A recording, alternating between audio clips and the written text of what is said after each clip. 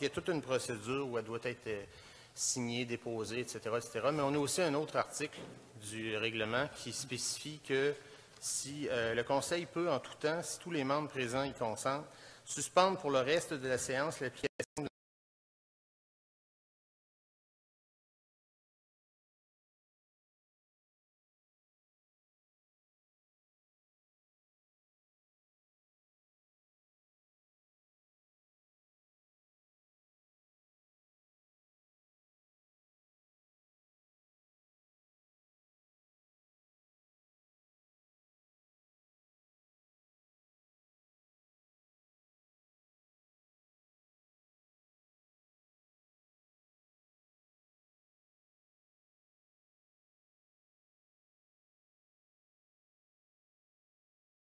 rapport aux prévisions budgétaires initiales. Je vous invite à aller le consulter.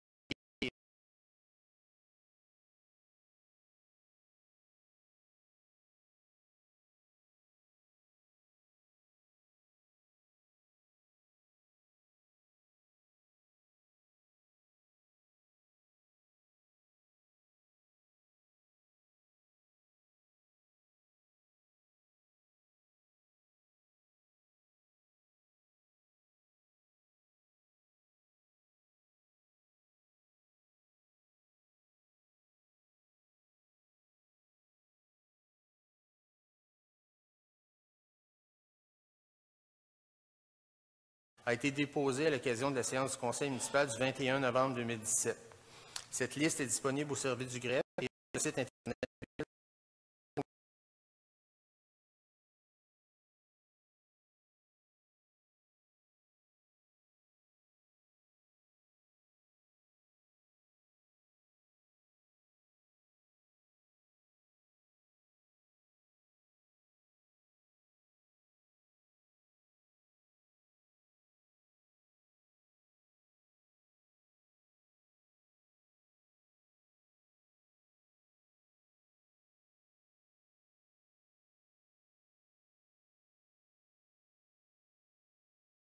Ce qui n'est pas l'idéal, mais on comprend qu'à chaque année, on diminue cette dépendance à la vente d'actifs. On s'en va tranquillement vers 1 million par année ou moins.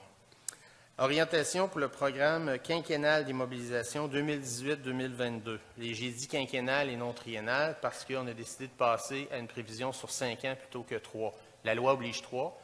Il n'y a rien qui empêche de prévoir sur le plus long terme. Lorsqu'on fait une prévision de ce type, le plan triennal d'immobilisation ou quinquennal, il n'y a pas d'obligation légale de respecter les chiffres qu'on prend. Ça oblige, le législateur a voulu obliger les gestionnaires et les gouvernants des villes à avoir une vision long terme, d'avoir un plan financier, savoir où ils vont, plus que simplement l'année en cours.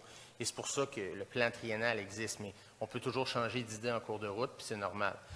Donc, nous, on a adopté des améliorations pour la planification des investissements en immobilisation, une vision à plus long terme, et on passe à un plan quinquennal d'immobilisation, même si la loi requiert juste des prévisions sur 3 ans.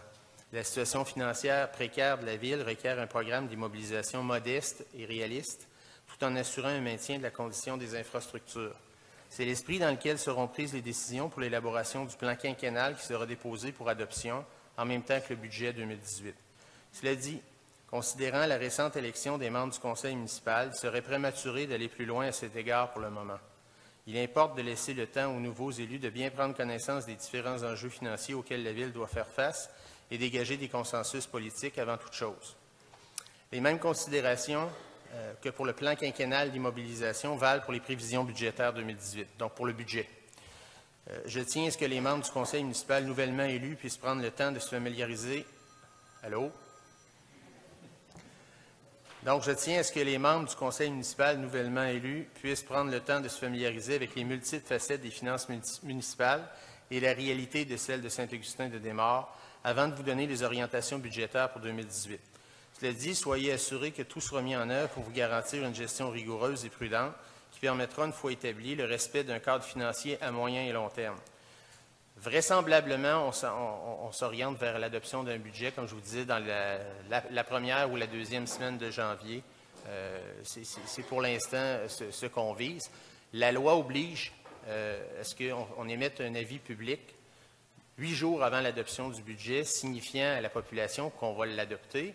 Mais la loi oblige aussi à ce qu'au moment où on émet l'avis public, le Conseil ait déjà connaissance de l'ensemble du dossier puis que le projet soit à peu près dans sa phase finale. Ce qui fait qu'on pourrait peut-être l'adopter avant les fêtes, mais ça aurait exigé qu'on émette l'avis public aujourd'hui, le 11 pour adoption le 19, par exemple, et on n'est pas prêt. On n'est pas prêt. Donc, on sera peut-être prêt avant les fêtes, mais on ne pourrait pas respecter la loi, ce qui fait que fort probablement qu'on va émettre l'avis public avant la fin de l'année actuelle, mais adopté en tout début d'année prochaine. Cela dit, donc, je vous remercie pour votre confiance et votre appui renouvelé, et ça met un terme à ce rapport sur la situation financière.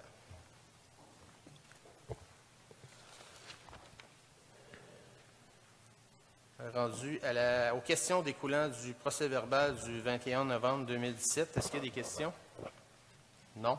Résolution 2017-459, approbation du procès-verbal du 21 novembre 2017. Donc, il est proposé d'approuver le procès-verbal de la séance ordinaire du 21 novembre 2017. Proposeur. Il est proposé par M. Brulotte et appuyé par M. Simard. On passe à la période de questions des citoyens. Et vous pouvez venir en poser, mais je vais vous donner une réponse sans question. Il a été question beaucoup de l'intersection Rang-des-Mines et Fossambeau pendant la campagne électorale, mais aussi chez bien des gens depuis longtemps. Il y en a été question ici au Conseil depuis mon élection. Je pense qu'on a adopté 2 réseaux pour demander au ministère des Transports de faire quelque chose. Bon. Là, on s'est mis en mode plus actif. Je vous ai dit à une autre séance, là, la première qu'on a eue il y a 2 semaines, que j'avais contacté la ministre déléguée au transport pour l'Est du Québec, Mme Véronique Tremblay. Les démarches ont été faites auprès du ministère des Transports, qui est actuellement en train de faire l'analyse du dossier, mais concrètement, c'est-à-dire qu'il y a du comptage de trafic qui se fait, du relevé des accidents dans les dernières années auprès des services de police. Donc, l'analyse se fait. On va attendre les conclusions du ministère.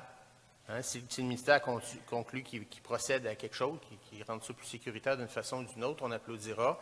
Si le ministère conclut qu'il n'y a pas de danger, bon, on le lui expliquera mieux qu'il y a du danger. Puis là, je suis sérieux. J'ai aussi contacté les gens de la commission scolaire des découvreurs qui ont des problèmes avec leurs autobus scolaires qui doivent s'insérer dans le trafic le matin parce que c'est un problème d'insertion dans le trafic. L'axe nord-sud est très achalandé, puis les gens qui arrivent dans l'axe est-ouest, que ce soit Rang-des-Mines ou 3e rang, ont de la difficulté à s'insérer dans le trafic, puis c'est très dangereux. Donc, les autobus scolaires encore plus, ça ne décolle pas comme on veut ce soir-là, puis il y a des risques d'accidents. On ne veut pas attendre qu'il arrive des problèmes. Donc, la commission scolaire va appuyer notre démarche et on vous tient au courant, mais soyez assurés là, que le Conseil va s'en occuper du problème et qu'on va le régler, là, pas dans 2 ans. Là. On va le régler rapidement. Est-ce qu'il y a d'autres...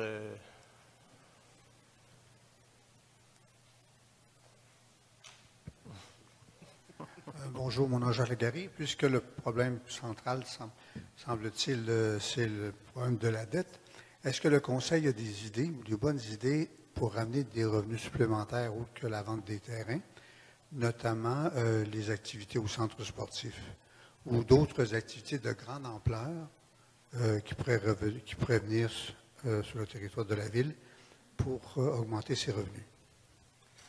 Là, actuellement, le Conseil vient d'être élu, arrive en poste. Je suis convaincu et je sais aussi que plusieurs personnes ici ont des idées, oui. Mais cela dit, là, à court terme comme ça, là, on va commencer par en discuter entre nous, puis vous revenir plus tard là-dessus. Là, on a le budget et tout ça. Ça en fait partie. Ça fait partie des discussions qu'on doit avoir pour regarder comment on va boucler notre budget.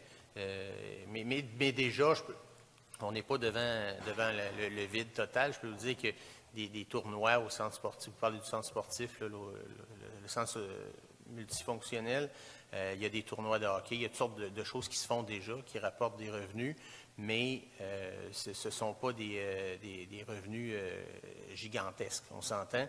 Et quelque activité que ce soit, de loisirs, de sport ou autre, là, je vois mal comment on pourrait rapporter des millions, là, parce que vous compariez, mais vous faisiez allusion aux ventes de terrain. C'est 3 millions de ventes de terrain par année. des activités, ça ne rapporte pas 3 millions. Vous comprenez ce que je veux dire? Mais il n'y a pas de petits revenus. Tout est bon. Puis on va regarder tout ça. Et je sais, là, je veux dire, vous m'avez envoyé des courriels avec des suggestions. Je vais les transmettre au conseil. Et une sous-question à la même, en fait. Est-ce possible d'augmenter le taux, étant donné que notre parc industriel est si coté? Est-ce que son taux est véritablement, s'il est intéressant pour ceux qui y viennent, est-ce qu'on a bien réfléchi s'il est très intéressant pour ceux qui, comme vous, qui ont fixé le tarif? En fait, oui, il l'est, là, et la loi prévoit, il y a des fourchettes, il y a différents groupes des catégories de taxation. Il y a 6 catégories de taxation possibles, la principale étant le résidentiel. Les maisons de monsieur et madame tout le monde, la catégorie résidentielle, et chacune des autres catégories, notamment le non-résidentiel qui implique l'industriel, le commercial. Ensuite, il y a les terrains vagues desservis, donc les terrains qui sont desservis par les services, mais qui n'ont pas de construction dessus, c'est un autre taux, etc., etc. Et chacune des catégories voit son taux défini par rapport au taux de base, qui est le taux résidentiel. Et le taux pour l'industriel, donc le non-résidentiel, est une fourchette qui est comprise entre tant et tant de fois le taux résidentiel. Donc, on ne peut pas faire ce qu'on veut, on est limité là-dedans, mais sachez qu'à Saint-Augustin-de-Némore, notre taux résidentiel est de l'ordre l'an passé, là, pour l'année en cours. Là, le chiffre exact, écoutez, c'est autour d'1 $ du 100 $ d'évaluation. Je pense que c'est 98 sous du dollar, du 100 $ d'évaluation. Et le taux industriel, le taux non résidentiel, est à 3,67 $ du 100 $ d'évaluation. Ce qui veut dire qu'une industrie qui a une évaluation de 100 $, ça coûte 3,67 versus une maison de 100 $, ça coûte 98 cents. Fait que c'est presque 4 fois plus que le résidentiel. La loi permet d'aller plus haut, mais à un moment donné, il faut qu'il arrive aussi. Je veux dire, on peut se dire, ils ont bien de l'argent, ils font de l'argent, c'est des commerçants, mais en même temps, eux autres aussi, là, ils ont des dépenses, ils n'ont pas juste des revenus. Puis bon, il faut regarder tout ça pour que ce soit... Merci beaucoup. Bonsoir. D'abord, félicitations, membres du Conseil, pour votre récente élection. Robert Kirouac, membre de la Commission permanente de la famille et des aînés de Saint-Augustin, évidemment. On se rappellera qu'en 2013, la Ville s'est donné une politique de la famille et des aînés, laquelle créait la Commission permanente famille et aînés. Cette commission est composée notamment de personnes représentant la Ville et d'autres représentants, comme nous, c'est-à-dire des citoyens, qui représentent soit des familles, soit des aînés ou des organismes communautaires présents à Saint-Augustin. Donc, nous, les représentants, à notre dernière réunion, le 21 septembre dernier, nous, on a voté pour vous présenter par écrit, ça a été déposé au greffe, 2 demandes, l'une concernant la suite à donner à la commission et l'autre concerne le centre Jean-Marie Roy. Évidemment, je ne vous demande pas de réponse immédiate. On ne vous demande pas des réponses formelles par rapport à ces 2 dossiers.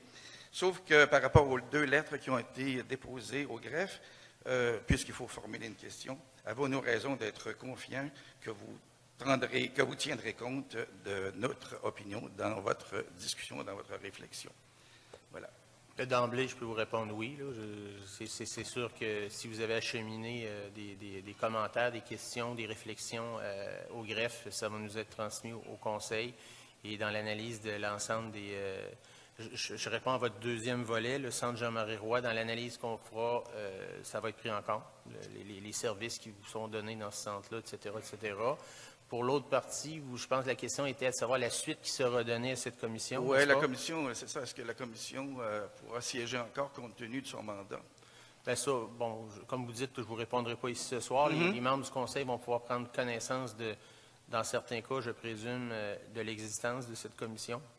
Avant tout, puis ensuite le mandat, etc., puis on va vous revenir là-dessus. De toute façon, soyez assurés qu'on va vous répondre. C'est déjà beaucoup. Merci infiniment. Bonsoir.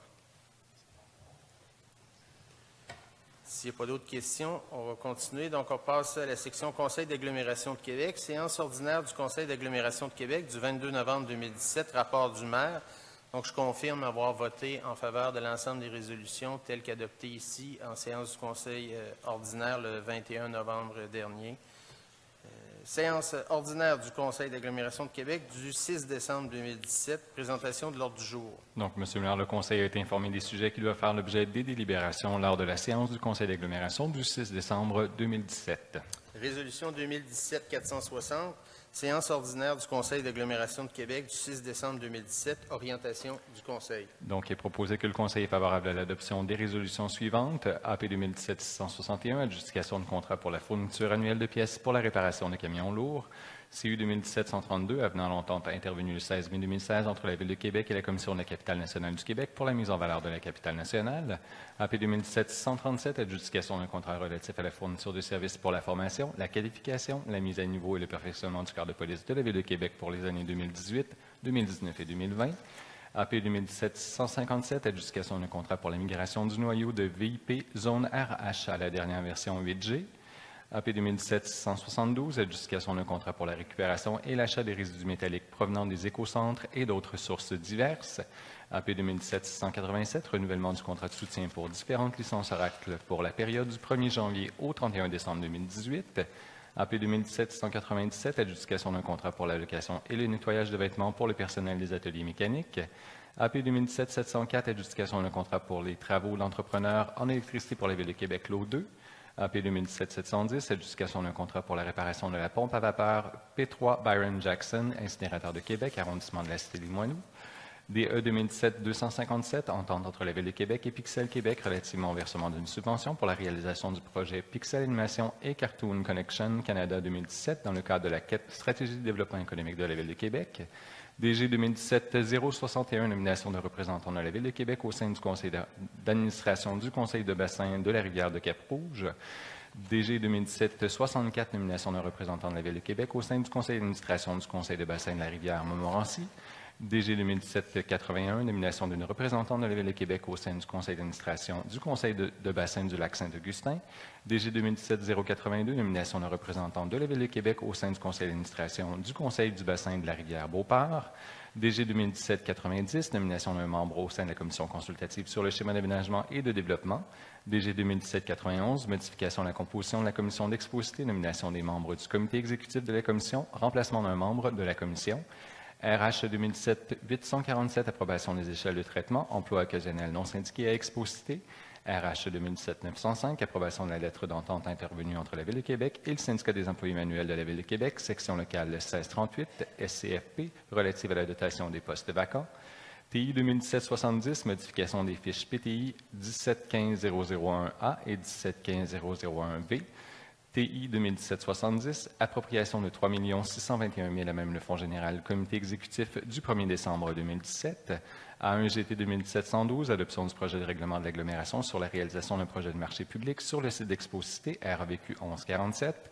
DG 2017-84, règlement de l'agglomération, modifiant plusieurs dispositions relativement aux responsabilités du service du traitement des eaux, de la division de la foresterie urbaine et de l'horticulture, de la division de la qualité du milieu et de la division de l'habitation dans différents règlements, RAVQ 1131.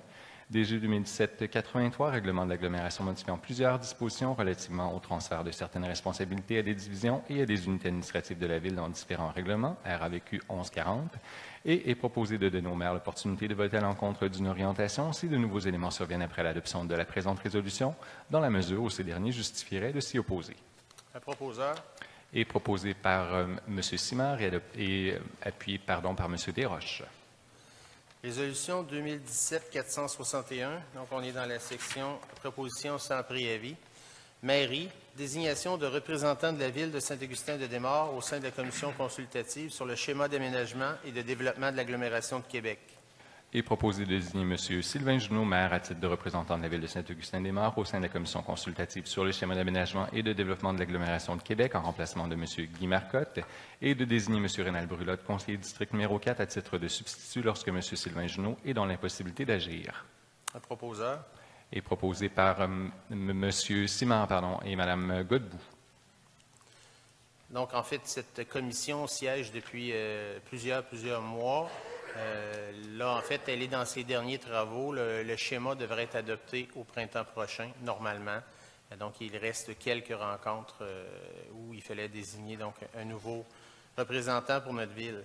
Résolution 2017-462, mairie, désignation d'un représentant de la Ville de Saint-Augustin-de-Desmaures au sein de la commission exposité. Et proposé de désigner M. Sylvain Junot, maire, à titre de représentant de la Ville de Saint-Augustin-des-Maures au sein de la commission d'exposité. Un proposeur.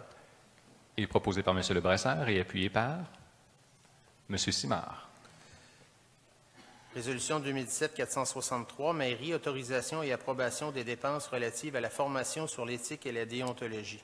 Est proposé d'autoriser et d'approuver les dépenses relatives à la formation donnée par l'Union des municipalités du Québec en matière d'éthique et de déontologie conformément aux exigences prévues à la loi sur l'éthique et la déontologie en matière municipale pour les membres du conseil municipal suivants. M. Marcel Desroches, conseiller district numéro 1, M. Jean Simard, conseiller district numéro 2, M. Yannick Lebrasseur, conseiller district numéro 3, Mme Annie Godbout, conseillère district numéro 5 et M. Jonathan Palmartz, conseiller district numéro 6. Un proposeur. Est proposé par M. Palmartz et appuyé par Mme Godbout. Donc, cette formation-là est offerte par l'UMQ, l'Union des municipalités du Québec, à l'ensemble des nouveaux élus sur tout le territoire québécois. C'est une formation qui n'est pas obligatoire au sens, celle-là n'est pas obligatoire. Il y a une partie de ce qui est donné là-dedans qui l'est. Il y a un bloc qui l'est. Et c'est une formation qui s'adresse aux nouveaux élus, ce qui explique que M. Brulotte et moi-même n'apparaissions pas dans la liste. C'est pas parce qu'on n'a pas d'éthique et de déontologie. Et donc, la loi demande, est-ce que lorsque des conseillers veulent faire une dépense, on l'autorise ici en conseil au préalable, ou en tout cas, donc, ça prend une résolution pour simplement les frais de transport et autres.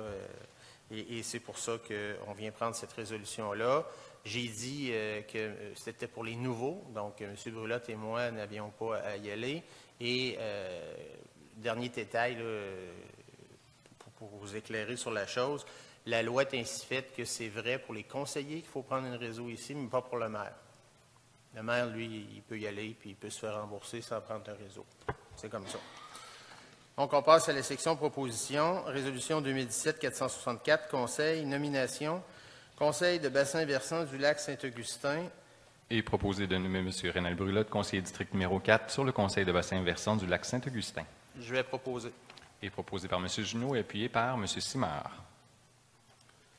Résolution 2017-465, Conseil, nomination, Conseil d'administration du campus Notre-Dame-de-Foy.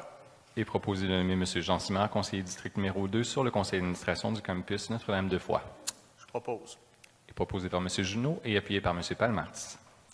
Résolution 2017-466, Direction générale, dépenses supplémentaires relatives au mandat de développement d'un plan directeur immobilier, projet 16-506-001. Est proposé d'autoriser une dépense supplémentaire de 1 680 plus les taxes si applicables au mandat donné à Trina Incorporé pour des services supplémentaires effectués dans le cadre de l'élaboration d'un plan directeur immobilier et que le paiement de cette dépense supplémentaire soit fait au même poste que la dépense principale et le virement budgétaire autorisé si requis. Un proposeur. Est proposé par M. Palmartz et appuyé par M. Simard.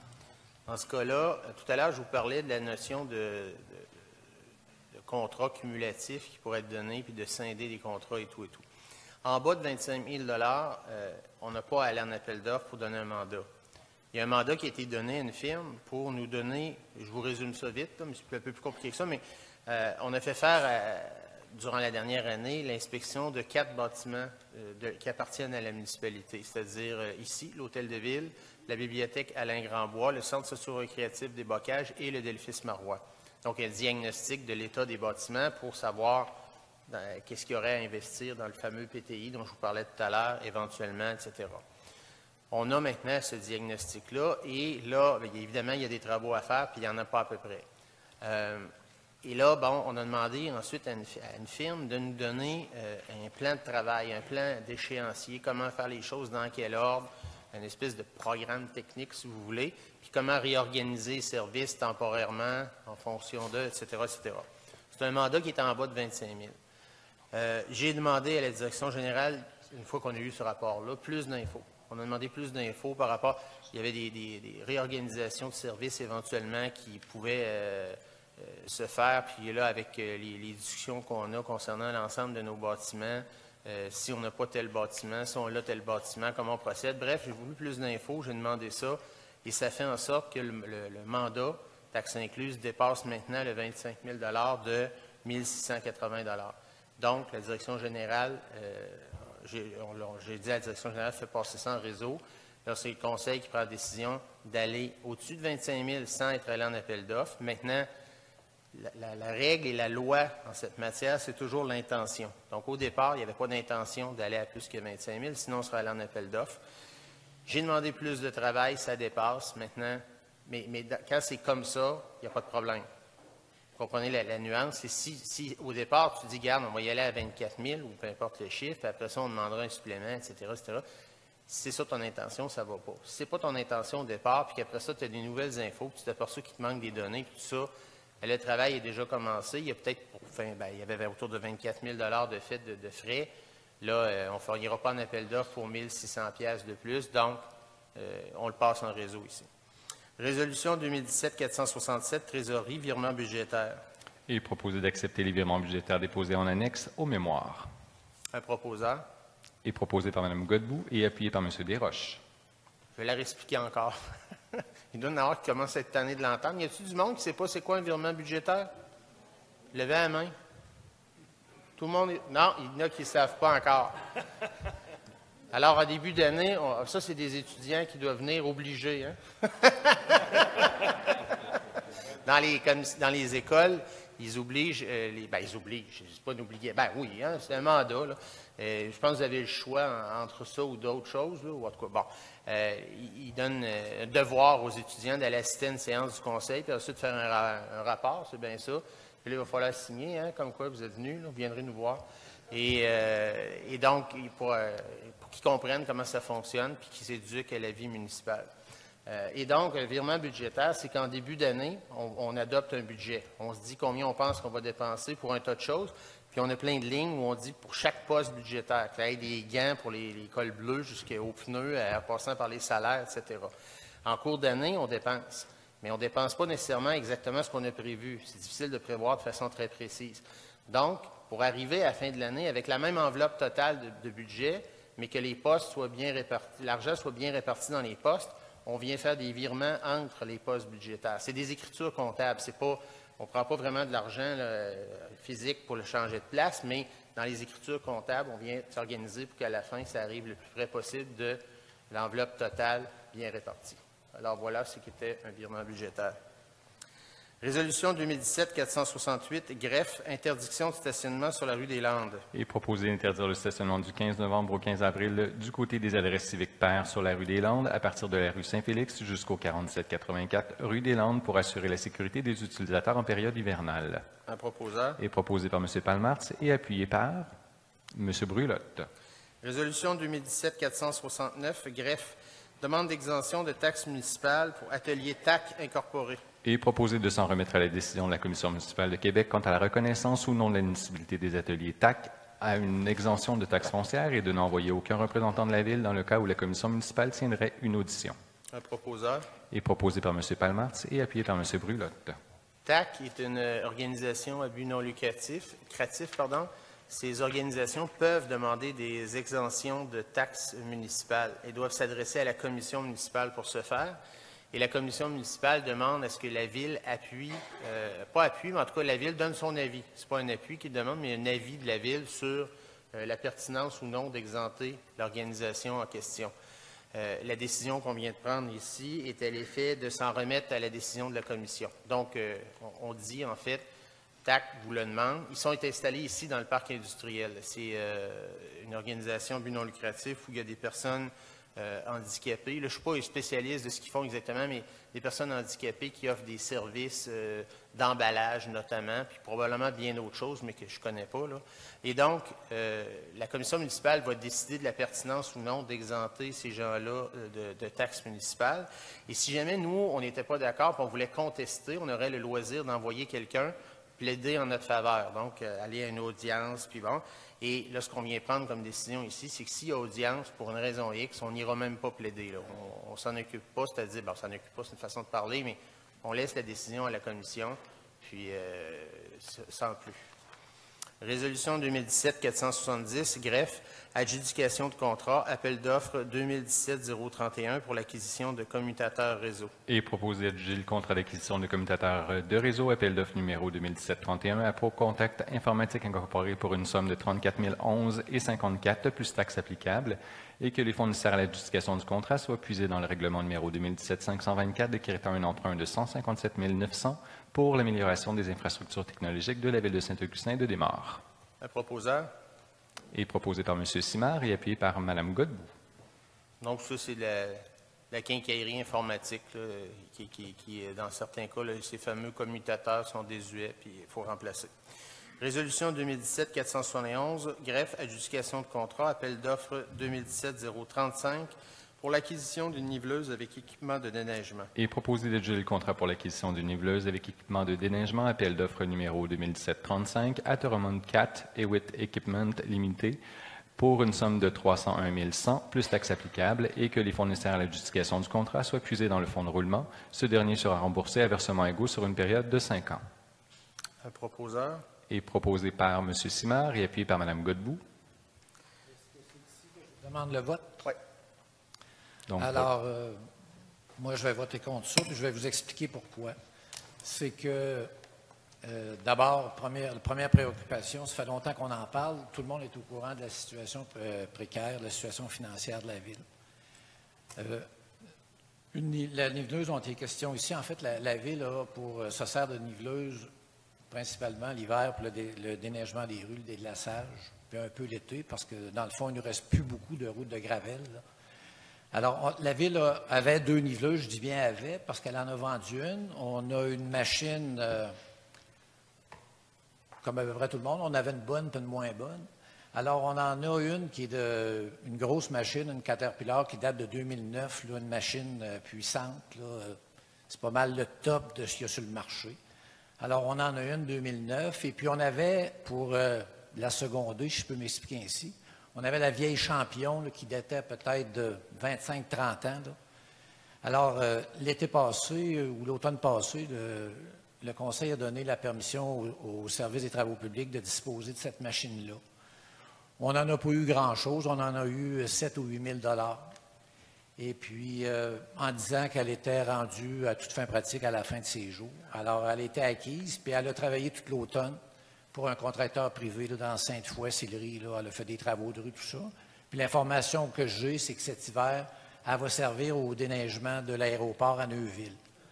Alors, je me dis que peut-être avec un peu d'amour, on aurait pu prolonger sa vie de quelques mois, en fait, peut-être un hiver, peut-être plus, je ne sais pas, on ne le saura jamais, on ne l'a plus. Alors, je trouve que c'est beaucoup d'argent, 301 000 pour mettre sur une machine. Je reviens encore, toujours avec notre situation financière, qui est préoccupante, puis je pense qu'à court et à moyen terme, il n'y a pas d'embellie, là, c'est pas, on n'est pas encore sorti du pétrin. Alors moi, j'aurais privilégié, puisqu'il en faut une, c'est sûr qu'il en faut une, parce que l'hiver s'en vient, puis on regarde la date aussi, l'hiver, c'est hier, on est rendu en hiver. Alors là, il y a une notion d'urgence, on a juste une machine. Alors moi, j'aurais privilégié la location. Bon, on me dit qu'il n'y a pas beaucoup de locations, on s'est informé chez Location Hewitt, c'est sûr que c'est cher, mais moi, j'aurais privilégié qu'on aille voir un entrepreneur. On ne peut pas louer une machine avec opérateur à cause de la convention collective.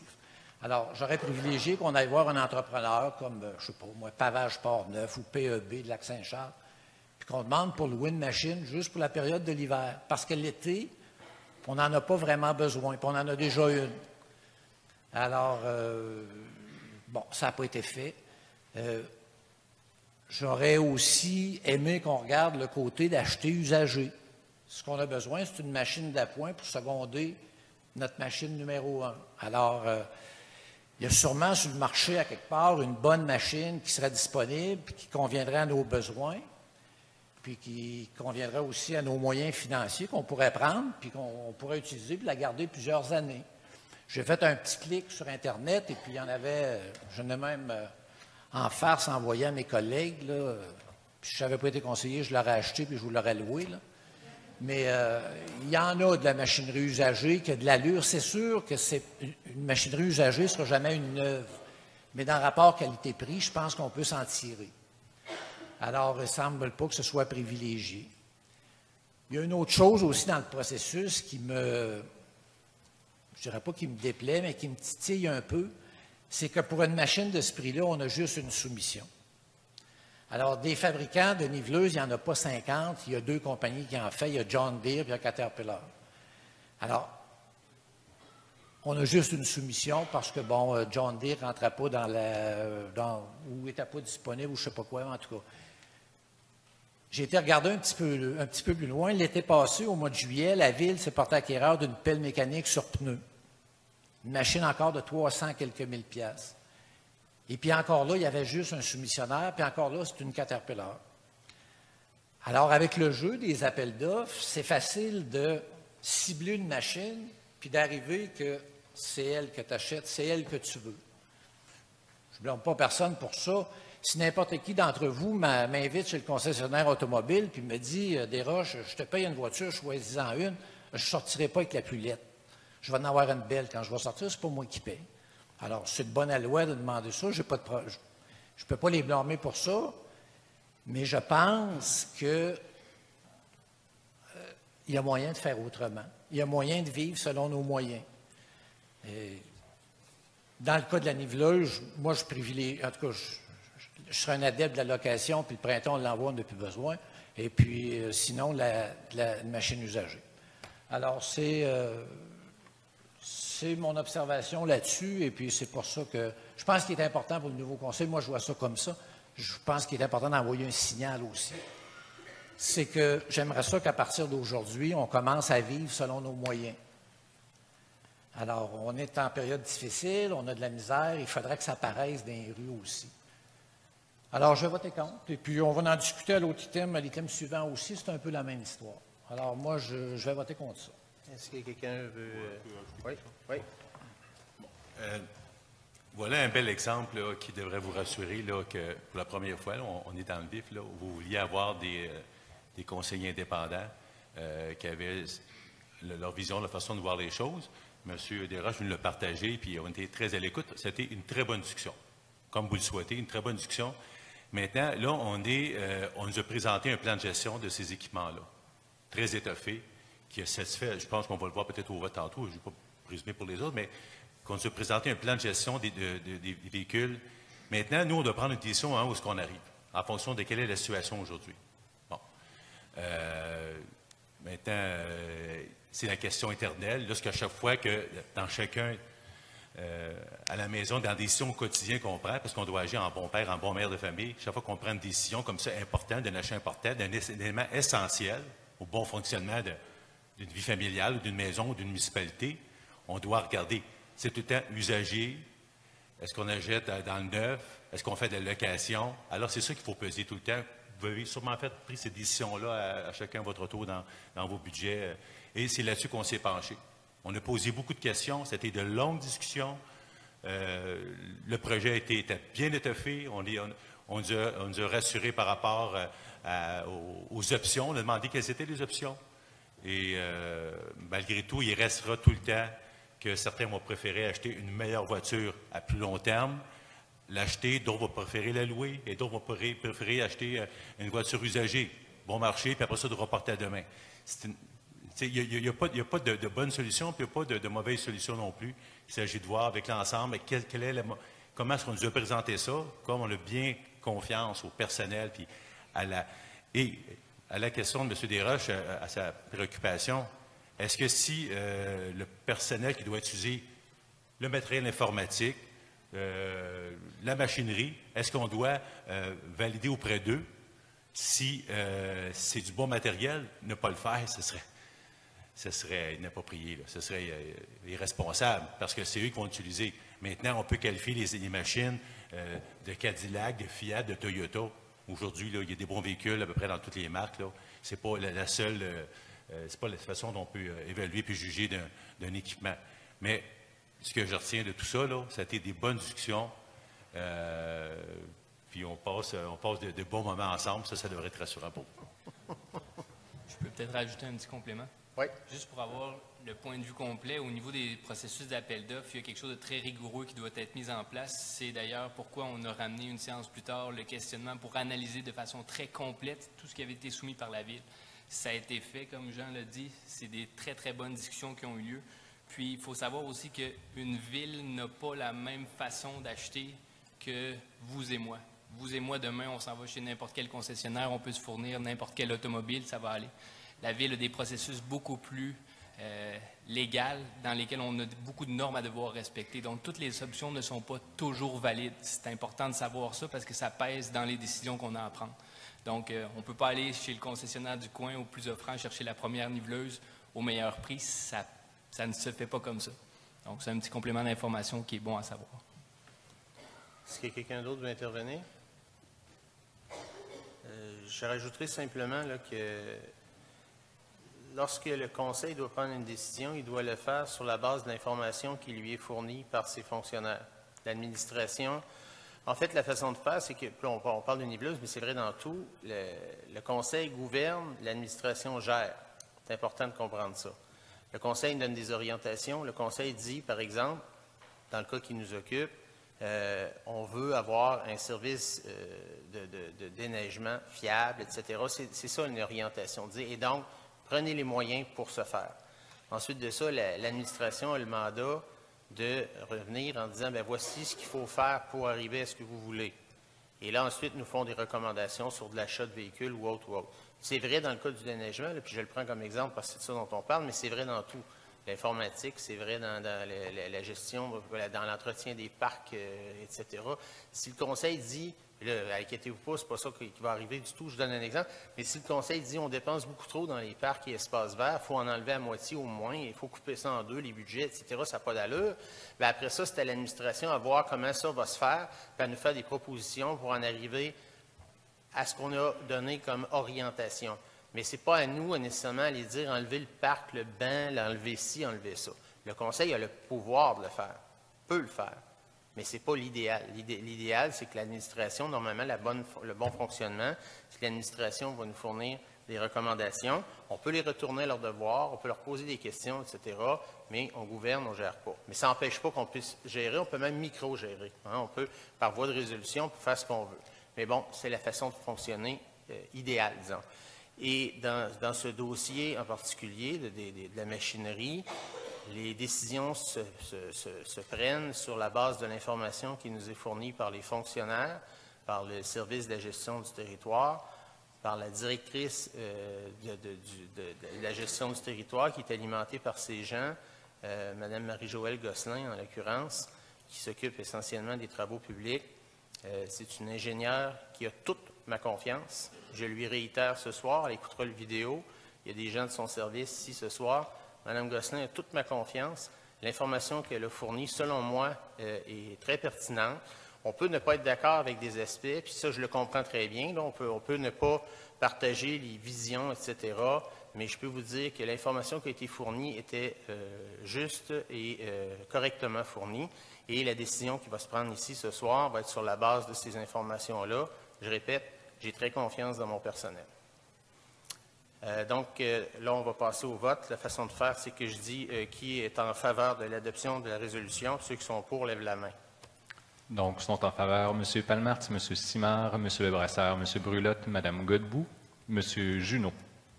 Et qui est contre? M. Desroches. Donc, adopté à majorité.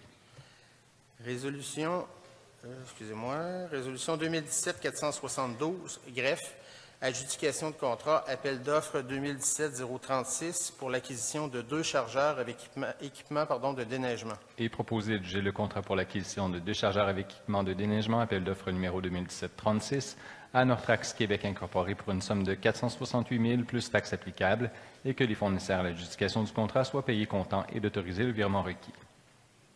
Un proposeur. Et proposé par M. Lebrasseur et appuyé par Mme Godbout. Je demande le vote. Oui. D'où vous adressez? Je peux. Alors, c'est un peu dans le même ordre d'idée. Si on additionne les trois, là, si on additionne l'appel dont j'ai parlé tantôt du mois de juillet, la niveleuse qu'on vient d'acheter et puis ces 2 machines-là, on dépasse le million. Là, on est rendu à 1 million quelque chose. C'est beaucoup d'argent. Encore là, les chargeuses sont principalement affectées au déneigement. Puis ce qu'on nous dit, c'est qu'elles vont remplacer 2 chargeuses qu'on a présentement, dont une qui date de 2011, qui est relativement récente. Et cette chargeuse-là, on lui reproche d'être trop lourde. Je ne sais pas si elle a pris de l'embonpoint avec les années, mais elle est On me dit qu'aussitôt qu'on lui met une souffleuse, je le crois, là, c'est vrai que c'est une grosse machine, c'est plus gros que ce qu'on a besoin habituellement de déneiger des rues, là, c'est un fait. Là. Alors, on me dit que quand on lui met un souffleur dessus, elle devient trop pesante. J'ai pris des informations auprès des contrôleurs routiers. Je pense que monsieur, vous voulez une explication sur qu'est-ce que c'est une chargeuse? En bon français, c'est un loader. Un chargeuse sur pneu, c'est un bon vieux loader, comme disait. Oui, c'est ça. chargeuse frontale. Puis l'hiver, on lui adapte. L'été, on lui met un godet à gravier, puis l'hiver, on lui adapte des gratte-à-neige ou une souffleuse. Alors, c'est une machine qui est polyvalente. Mais son utilisation principale est surtout l'hiver, au niveau du déneigement, soit du grattage ou du soufflage. Alors oui, il y a une question de poids. Alors je disais que je me suis informé auprès des contrôleurs routiers, puis effectivement, ces machines-là ne doivent pas peser plus que 18 000 kilos, c'est-à-dire tout près de 40 000 livres. Là, celle qu'on va acheter ici pèse autour de 34 000 livres, donc il nous reste 6 000 livres, et puis la souffleuse est plus pesante que ça. Alors on va être aussi non conforme. Par contre, il est possible d'aller chercher un permis pour avoir un permis spécial qui nous permet de circuler avec des machines de monter le poids à 24 000 kilos, ce qui est 52 53 000 livres, mais en période de dégel seulement. Puis la machine doit toujours être balancée, c'est que tu ne peux pas avoir plus que 9 000 kilos, c'est-à-dire 20 000 livres à peu près sur chaque essieu. Bon, alors c'est un problème. Puis on me dit aussi au contrôle routier qu'à peu près toutes les machines de ce genre-là sont illégales sur la route parce que les gens qui connaissent ça un peu, là, la portée est longue, alors quand tu lèves la souffleuse qui est loin en avant, mais tout le poids de la machine s'en vient pratiquement sur un essieu, ce qui en fait des... Mais le contrôleur routier me disait, si on les arrête, on les arrêterait toutes. Il n'y a plus personne qui pourrait souffler des rues avec ce genre de machine-là.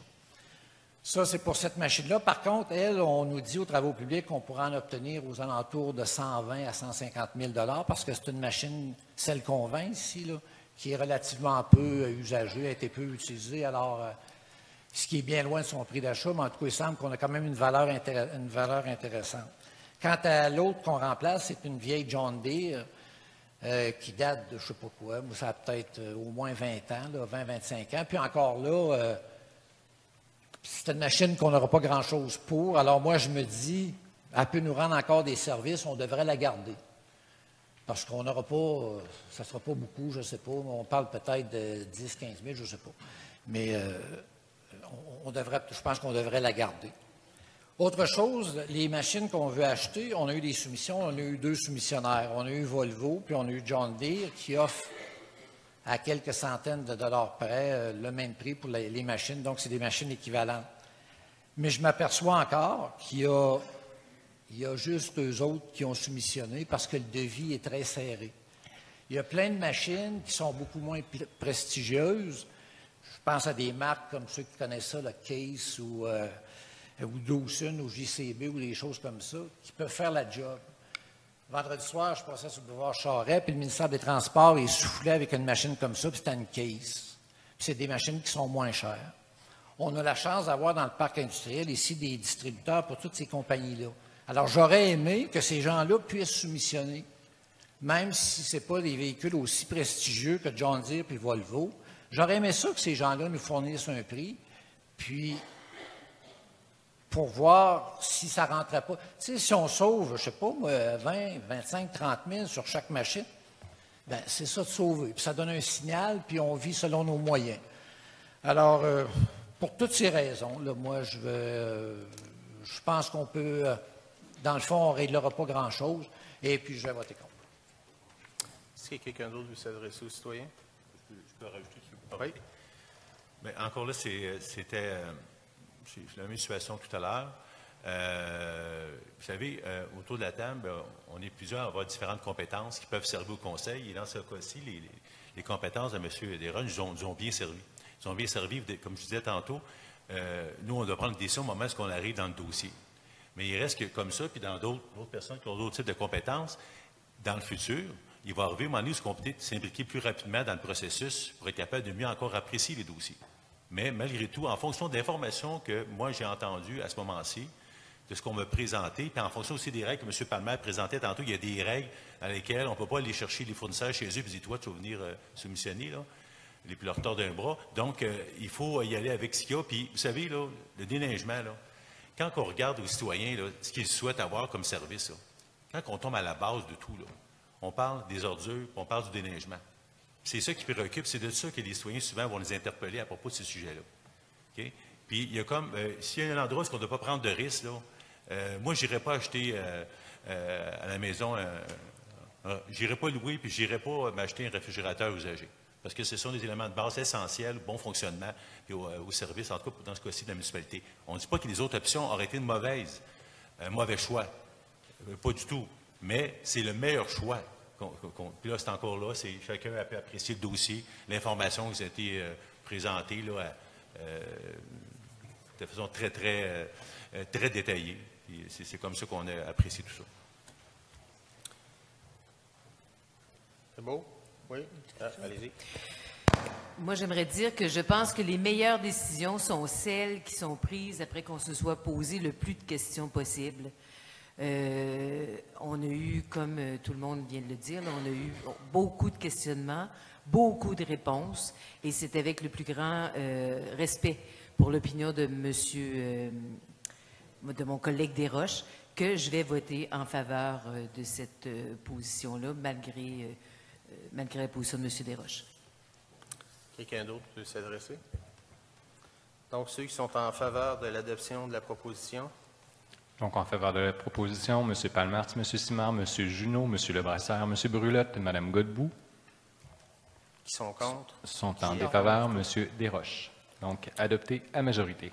Résolution 2017-473 du greffe, adjudication de contrat, appel d'offres 2017-039 pour l'acquisition de disques VNX 5200. Et proposé d'adjuger le contrat pour l'acquisition de disques VNX 5200, appel d'offres numéro 2017-39 à Victrix Conseil Incorporé pour une somme de 23 963,81 plus taxes applicables. Que les fonds nécessaires à l'adjudication du contrat soient puisés dans le règlement numéro 2017-524 décrétant un emprunt de 157 900 $ pour l'amélioration des infrastructures technologiques de la ville de Saint-Augustin-des-Démarres et l'excédent sera pris dans le budget de fonctionnement du service de la technologie de l'information. Un proposeur. Et proposé par M. Lebrasseur et appuyé par M. Simard. Il s'agit donc, quand on parle de disques, c'est pas pour écouter de la musique, c'est des disques pour stocker des données. Et il est mentionné donc que les fonds vont être pris à même un règlement d'emprunt qui a déjà été adopté, donc le 2017-524, décrétant un emprunt qui a été adopté durant l'année de 157 900. Par contre, il est mentionné aussi l'excédent sera repris dans le budget de fonctionnement du service de technologie de l'information. Ce qu'il faut comprendre, c'est que dans l'adoption du règlement d'emprunt, il y a un montant qui est dédié à l'achat de disques de stockage dans le règlement d'emprunt. Et là, si les soumissions qui entrent sont au-dessus du montant qu'on avait estimé, même si c'est 100 $, peu importe, bien donc, on ne peut pas prendre dans le règlement d'emprunt plus que ce qu'on a décidé qu'on prendrait au moment de l'écrire. Alors, s'il y a une différence de 100 000 ou 2 000 $, il faut prendre l'argent ailleurs. Donc, il est dans l'excédent du budget de fonctionnement du service de technologie que la partie excédent, ce qui était prévu, va être puisée. Résolution 2017-474, ressources humaines, fin de probation, trésorier adjoint. Et proposé d'octroyer en date du 16 octobre 2017 la permanence à M. Maxime Labbé à titre de trésorier adjoint au service de la trésorerie, le tout selon l'article 3 du Guide des conditions de travail des employés cadres et professionnels de la ville de Saint-Augustin de Démarres. Je propose. Et proposé par M. Junot et appuyé par Mme Godbout. Vous inscrirez mon vote favorable, M. le greffier, s'il vous plaît. Oui, c'est noté. Merci. Pour nos amis étudiants, hey, suivez. Lorsqu'on vote ici, en fait, lorsqu'on passe une résolution, je dis un proposeur, un secondeur, puis on passe à la résolution suivante, on a une convention à l'effet que si on ne demande pas le vote, c'est adopté à l'unanimité, le président s'abstenant de voter. Je suis le seul élu qui a le droit de ne pas voter. Pour des raisons obscures, ça, vous demanderez à votre professeur, c'est le législateur qui a voulu ça comme ça. Si jamais je veux voter, je le signifie au greffier. Là, il va inscrire mon vote. Si quelqu'un demande le vote, on l'a vu dans les résolutions précédentes, on a discuté, bon, puis ensuite on a voté, il y a eu tant de personnes pour, tant de personnes contre, c'est celui qui a le plus de votes qui va l'emporter. Mais là, c'est pour ça que je viens de dire au greffier, veuillez inscrire mon vote favorable, parce que c'est un bon employé, puis je veux signifier que je suis content, donc je vais voter en faveur, mais normalement, je ne vote pas. Vous comprenez? C'est bon? Résolution 2017-475, loisirs, culture et vie communautaire. Demande d'autorisation pour la signature de licence pour les ressources numériques. Et proposer d'autoriser le coordonnateur de la bibliothèque à conclure et signer pour et au nom de la Ville les différents contrats de type licence pour l'obtention des ressources numériques jusqu'à concurrence d'une somme de 1 500 $ par contrat. Ces contrats pourront avoir une durée maximum de 3 ans. Un proposeur. Et proposé par M. Lebrasseur et appuyé par M. Palmartz. Résolution 2017-476, Loisirs, culture et vie communautaire, adoption du plan d'action à l'égard des personnes handicapées 2018. Et proposer d'adopter le plan d'action à l'égard des personnes handicapées 2018, annexé aux mémoires et continuer d'en superviser la réalisation via le comité de suivi. Un proposeur. Et proposé par M. Simard et appuyé par M. Lebrasseur. Donc, on a une loi qui oblige tous les ministères et les organismes publics où il y a plus de 50 employés à adopter un tel plan d'action. Et pour vous dire à quoi sert ce plan, je vais vous lire le titre de la loi, il est explicite. Donc, c'est la loi assurant l'exercice des droits des personnes handicapées en vue de leur intégration scolaire, professionnelle et sociale. Donc, on a un plan ici à la Ville pour essayer de faire en sorte de mettre en œuvre cette obligation qu'on a là, de favoriser l'intégration scolaire, professionnelle et sociale. Évidemment, dans nos champs de compétences, le scolaire, bien, les organismes publics de plus de 50 employés, que sont les commissions scolaires et les écoles, doivent s'y conformer. Mais pour le professionnel et le social, bien, nos bâtiments publics doivent autant que possible favoriser l'intégration de ces personnes-là. Résolution 2017-477, gestion du territoire, comité consultatif d'urbanisme, nomination d'un membre du Conseil pour siéger au comité et présidence. Considérant que suite aux élections municipales, un poste de membre du comité consultatif d'urbanisme, incluant la présidence, est vacant et que le membre à remplacer doit être un conseiller municipal, est proposé de nommer M. Marcel Desroches, conseiller district numéro 1, en tant que membre et président du comité consultatif d'urbanisme pour la période prescrite de 2 ans. Je propose. Est proposé par M. Junot et appuyé par M. Brulotte. On passe à la section motion et règlement. On va passer 2 avis de motion. Ce que c'est qu'un avis de motion, c'est une étape qui précède l'adoption d'un règlement. Donc, le Conseil, lorsqu'il donne un avis comme ça, vient dire à la population qu'il va se mettre en mode législatif. Et lorsqu'on adopte pas, on vote pas sur un avis de motion, on ne fait simplement que le donner, l'avis. Et lorsqu'on fait ça, en fait, les membres du Conseil doivent déjà avoir connaissance du contenu du règlement qui sera adopté ultérieurement. Donc, résolution 2017-478, avis de motion et présentation du règlement 2017-540, modifiant le règlement 510-86 concernant la circulation et le stationnement dans les rues de la municipalité. Donc, avis de motion et par les présentes données qu'il sera présenté pour adoption à une séance ultérieure du Conseil, un règlement numéro 2017-540 et le projet de règlement est présenté et déposé au Conseil. Je donne l'avis. Merci. Et dans le titre, on voit qu'il est mentionné dans le titre de la réseau, avis de motion et présentation. Ce n'est pas présentation aux citoyens au sens de la loi, c'est présentation aux élus. Donc, maintenant, vous savez qu'on va éventuellement adopter ce règlement-là et vous savez que les élus l'ont en main dans sa forme, si ce n'est finale, à tout le moins grandement élaborée. Il peut y avoir des petites modifications, mais rien de majeur d'ici à l'adoption. Résolution 2017-479, avis de motion et présentation du règlement 2017-541, modifiant le règlement 2006-005, règlement de la Ville de Saint-Augustin-de-Desmaures sur la constitution d'un comité consultatif d'urbanisme. Donc, avis de motion est donné par les présentes qu'il sera présenté pour adoption à une séance ultérieure du Conseil. Le règlement numéro 2017-541 et le projet du règlement est présenté et déposé au Conseil. Je donne l'avis. Parfait, merci.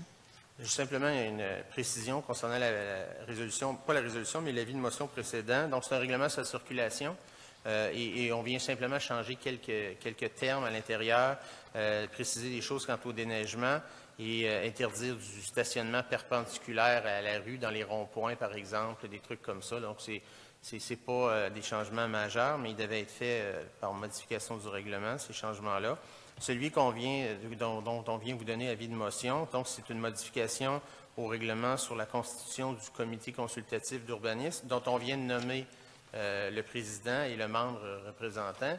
Le comité consultatif d'urbanisme est composé de 6 personnes, des 6 citoyens qui siègent sur un comité qui donne son avis au conseil, donc c'est un comité consultatif, le nom le dit, son avis au conseil sur différents sujets qui relèvent de l'urbanisme. S'il y a une dérogation mineure, un plan d'intégration et d'implantation architecturale et autres, le comité consultatif d'urbanisme est consulté et donne des avis au conseil, pas en même temps, évidemment, il siège seul, ensuite le service de l'urbanisme et l'élu qui siège au sein du comité explique au conseil les recommandations, puis je pointe par là parce que M. Maltais, je l'ai fait à la blague l'autre fois, j'ai dit qu'il siégeait depuis, je pense, j'ai dit 145 ans sur le comité en question. Donc, il y a 6 citoyens comme ça qui siègent. On a un élu aussi. Ce comité-là est consulté de citoyens bénévoles et c'est pas toujours évident pour eux de tous être là. Donc, il y a parfois des problèmes, il n'y a pas eu des tonnes, mais il y en a eu déjà des problèmes de quorum, n'est-ce pas? C'est arrivé que, bon... Et donc, l'idée que j'ai eue à un moment donné, il y a 1 an environ, je voulais... parce que notre règlement spécifie, il y a 7 membres dans le comité, les 6 citoyens plus l'élu, ce qui fait 7. Le maire, par défaut, siège sur tous les comités, donc en fait partie, mais il n'était pas inscrit dans le règlement. Là, on vient de l'inscrire, bon, pour clarifier les choses, mais je ne siégerai pas plus dessus dans les faits.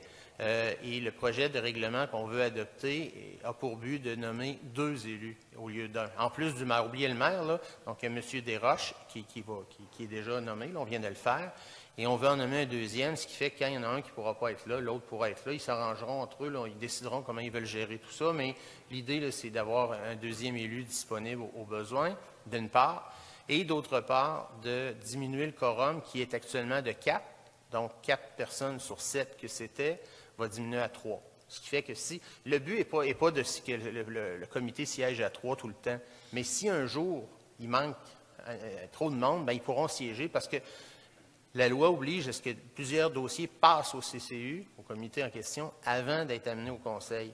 Et c'est souvent des choses, quand je vous dis dérogation mineure, des trucs comme ça, les gens attendent après le CCU qui ensuite va transmettre ça au conseil. Puis là, on peut obliger des gens à attendre 2 semaines, 3 semaines. Parfois, c'est pas grave, mais d'autres fois, c'est très perturbant pour ces gens-là, donc pour faciliter les choses. Et si quelqu'un y voit une manigance, parce que c'est pas compliqué, là, moi je l'aurais vu, si vous prenez les 2 élus plus le maire qui siège d'office, puis vous mettez un quorum à 3, on peut faire ça à 3 élus, sans le comité, sans vous autres, sans les citoyens. C'est pas ça qui va se passer. Ça n'arrivera pas. Si ça arrive, là, vous me le direz, ça n'ira pas. Donc, on se comprend, là. De toute façon, j'aurais à être là, puis je ne dirai pas si c'est ça. S'il n'y a rien que 3 élus disponibles, puis les 6 citoyens ne sont pas disponibles, là, on n'en fera pas de CCU. C'est pas ça l'idée. Mais l'idée, c'est donc de se donner de la flexibilité, puis que ça aille bien, là, puis que ça ne bloque jamais. C'est simplement ça. Donc, c'est fait pour ça. On passe à la période de questions des citoyens.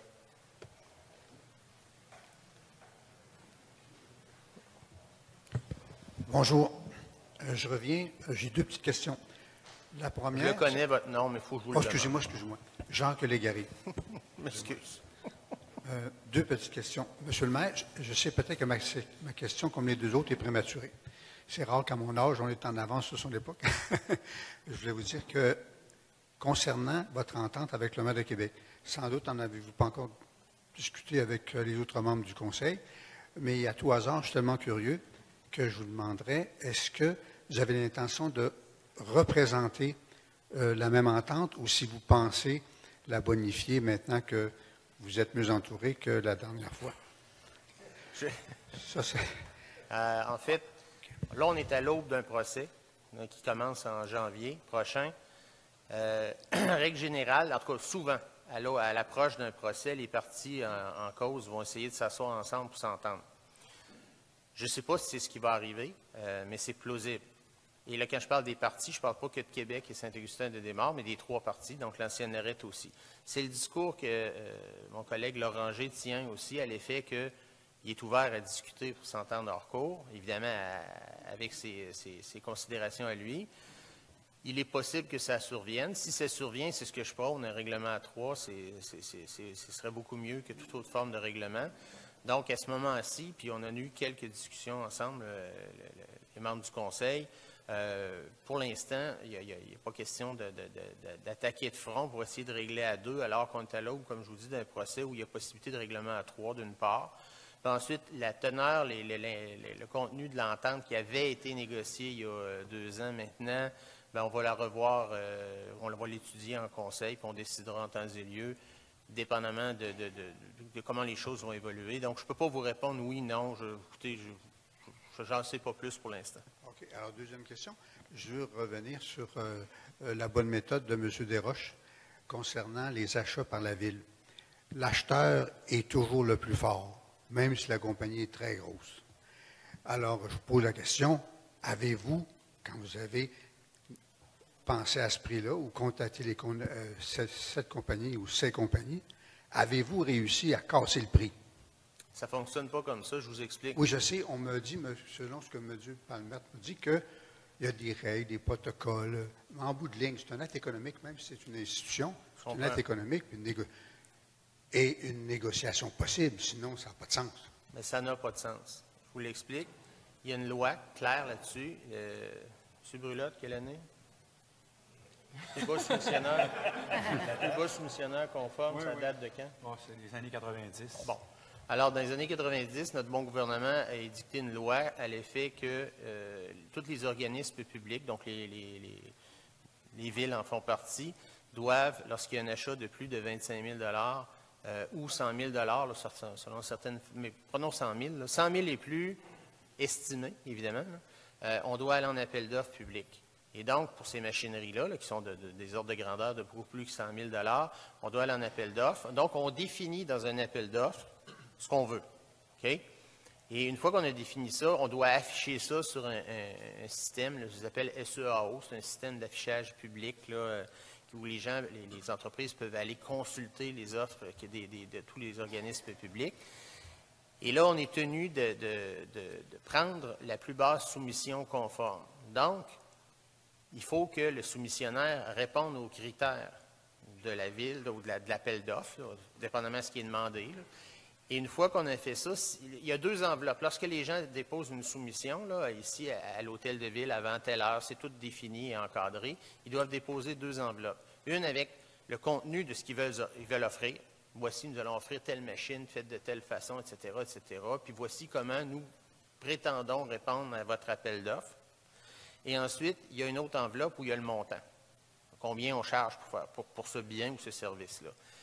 Il y a un comité qui est défini, qui est mis en place ici à la Ville lorsque c'est notre appel d'offres. Il y a un comité de certain nombre de personnes qui ouvrent, non pas les deux enveloppes, simplement celle sur l'aspect technique. Et là, il y a tout un système de cotation et de pointage, en fait, pour voir si la soumission répond à l'appel d'offres, aux critères de l'appel d'offres. Il y a un pourcentage qui doit être atteint de correspondance. Il y a un minimum. Là, en bas de ça, l'appel d'offres est rejeté. Pas l'appel d'offres, pardon, la soumission est rejetée. Et on n'ouvre même pas l'enveloppe pour savoir à combien il faisait le show. C'est rejeté. Donc, une fois que toutes les enveloppes qui répondaient aux critères, on dit tous ces gens-là, ils répondent minimalement aux critères qu'on demande. Mettons qu'il y en a deux. Bien là, on ouvre les enveloppes et on est obligé de prendre le moins cher. Et même si, dans le système de pointage, disons qu'on se dit que la note de passage, là, un peu, là, c'est 7 sur 10. Si à 7 sur 10, on répond à 7 sur 10 aux critères demandés, elle est conforme. Okay? Puis, mettons qu'il y en a un qui a 7, puis l'autre a 10. Ça n'a plus aucune importance après. Ils sont conformes les deux, puis on prend le moins cher, point final. Et ça s'arrête là. Et c'est interdit par la loi ensuite d'aller voir puis d'essayer de négocier. La seule chose qu'on peut faire, c'est de ne prendre aucune, même s'ils sont conformes. Ça, on peut le faire. On a le droit d'ouvrir, dire, bon, on regarde, ça coûte tant, ça coûte tant. On s'attendait à payer bien moins que ça. Et donc, on n'y va pas. Un bel exemple, on est allé en soumission pour le pavage 2017. Il y avait 2 millions de dollars de prévus en règlement d'emprunt, ce qu'on a adopté cette année, pour faire du pavage sur notre territoire cet été. On est allé en soumission, en appel d'offres, pardon. Les soumissionnaires ont fait leur truc. On a ouvert tout ça, puis le plus bas soumissionnaire conforme était à 3 millions, au lieu de 2 millions. Parce qu'il y a un tas de raisons, notamment que la Ville de Québec a repavé sa ville au complet, donc tout le monde avait de l'ouvrage par-dessus la tête, ce qui fait que c'est l'offre et la demande. Plus il y a de travail, plus les prix montent. On a décidé de ne pas le faire. On a reporté le 2 millions de travail de cet été à l'été prochain. Si tant est que le Conseil accepte de faire un autre 2 millions l'été prochain en programme triennal d'immobilisation, ce que ça veut dire, c'est que l'an prochain, on en fera 4 millions. les 2 millions de 2017, les 2 millions de 2018, ou toute autre combinaison de montants que le Conseil décidera en temps et lieu. Mais tout ça pour vous dire qu'on a décidé de ne pas accepter l'offre des soumissionnaires parce qu'elle était trop élevée. Ça, on peut faire ça. Mais on ne peut pas aller voir le soumissionnaire puis lui dire, écoute, c'est trop cher. Puis je le comprends ce que vous dites, c'est le principe de base du capitalisme puis des échanges commerciaux et tout ça. Mais dans le domaine public, là, on ne peut pas faire ça, d'aucune façon. Complément à ma question, est-ce possible de faire changer la loi, donc, pour permettre aux municipalités, lorsqu'ils font un appel d'offres, de mettre un prix, j'allais dire, quasi plafond, après qu'ils aient été voir sur le marché, qu'est-ce qui est le meilleur en termes de... Bien, la loi le prévoit déjà, parce que quand vous parlez de plafond, si nous, on s'en fixe un informellement, puis qu'ils le dépassent, on les prend pas. C'est tout. Vous comprenez? Donc... Les entreprises font compétition entre elles. Donc, c'est là où est-ce que le plus bas soumissionnaire vient automatiquement être au bénéfice de la Ville, puisque si elle répond aux standards, comme l'expliquait M. le maire, automatiquement, la Ville va sélectionner celui qui va avoir soumissionné le plus bas prix à l'avantage de la Ville. Donc, mais c'est certain que pour répondre, en fait, le principal concern, si je peux m'exprimer en anglais, là, dans le fond, de M. Desroches, ça a été soulevé dès le départ au niveau des appels d'offres. On voulait valider, en savoir davantage, là, pour savoir pourquoi il y avait au départ un seul soumissionnaire. Et puis là, on est tombé justement dans tout ce qui était très technique en termes du devis de l'appel d'offres. Puis il y a eu énormément de questions. Puis suite à ces éléments de réponse-là, ça a été satisfaisant. Puis dans les spécifications, ce qu'il faut comprendre, là, pour faire un parallèle avec ce que M. Desroches dit, si vous ouvrez et que vous dites « j'ai besoin d'une niveleuse », vous allez peut-être avoir un prix à 50 000, mais est-ce qu'elle va tenir la route, votre niveleuse? C'est là où est-ce que toutes les spécifications sont nécessaires de rentrer en compte pour avoir un standard à devoir établir avec un pourcentage cohérent. Okay, merci beaucoup. Merci. Oui, je peux rajouter quelque chose. En fait, je vais être bien compris. Mon propos, c'est essentiellement qu'on doit être plus ouvert dans nos appels d'offres, d'arrêter d'être très limitatif. Je vais vous donner un exemple, tout le monde va comprendre. À un moment donné, j'ai posé une question, j'ai dit pourquoi, je ne me souviens pas, tel soumissionnaire n'a pas fourni de prix. Tu sais. Alors, dans notre devis, pour les chargeuses, on demandait 2 pédales de frein. Je ne sais pas s'il y en avait une chaque barre ou s'ils étaient tous les deux du même bar. Puis l'autre compagnie, sa machine n'avait qu'une pédale. Si sa machine est 30 000 de moins, la pédale, elle me coûte 30 000. C'est ça. Alors moi, je veux qu'on ouvre les devis pour qu'on ait plus de gens. Alors qu'on soit beaucoup moins restrictif, parce que nos devis sont faits qu'en partant, on sait ce qu'on veut, puis on s'en va là, c'est elle qu'on veut. C'est juste ça. Là-dessus, j'ajouterais, il y a parfois, puis là, je sors complètement du sujet des équipements de déneigement, là, puis je ne donnerai pas trop de détails, puisque je ne veux pas causer de tort à une entreprise qui nous a fourni un bien, mais on a, dans un passé relativement récent, fait un appel d'offres très ouvert, justement. Et je ne suis pas en train de dire que ce n'est pas une bonne idée que de faire des appels d'offres plus ouverts, là. C'est vrai que c'est une bonne chose parce que nécessairement, plus tu ouvres large, plus tu risques d'avoir des prix moindres. Hein, parce que plus tu es restrictif, plus que ça peut coûter cher. Bon, ce n'est pas une règle absolue, mais c'est logique.